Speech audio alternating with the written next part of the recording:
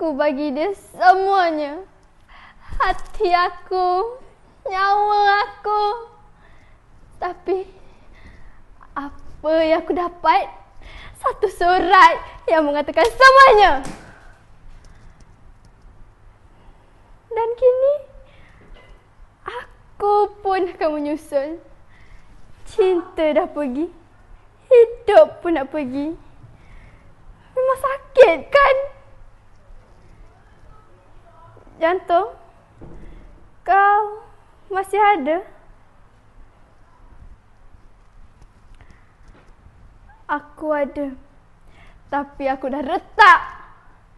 Aku tak tahu mana yang lebih menyakitkan, kehilangan dia atau kehilangan nyawa ni. Aku berdetak untuknya, untuk setiap kali dia senyum. Tapi sekarang, untuk apa? Apa?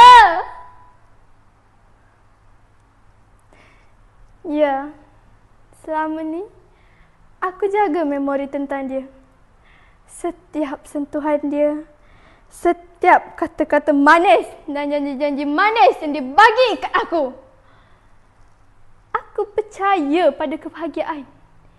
Tapi kebahagiaan itu palsu. Kau dengar tak Jantung? Semuanya palsu. Palsu. Paru-paru, kau masih bertahan?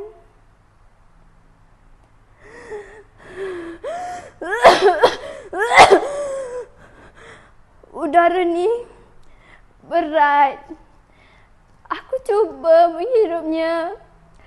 Tapi setiap hirupan hanya mengingatkan aku kepada dia. Gayanya, baunya, suaranya. Aku penat. Penat. Aku tak nak udara. Aku nak dia.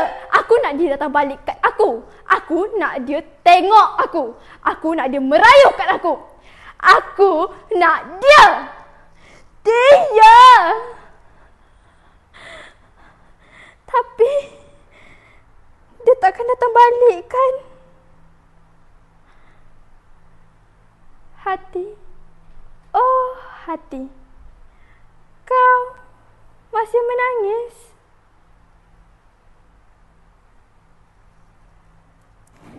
Aku dah tak menangis dah. Aku tak tahu mana yang lebih menyakitkan. Aku dah lama mati dengan cinta tu. Aku dah banyak kali dikhianati.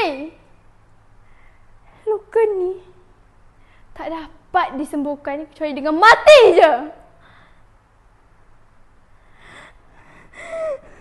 Aku yang salah. Aku yang salah. Aku yang benarkan dia.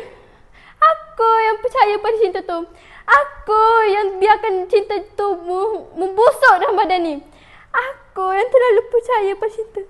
Aku yang biarkan dia menguasai diri aku. Aku yang biarkan dia tinggalkan aku. Dan kini, kanser ni hanya penyiasaan terakhir untuk aku.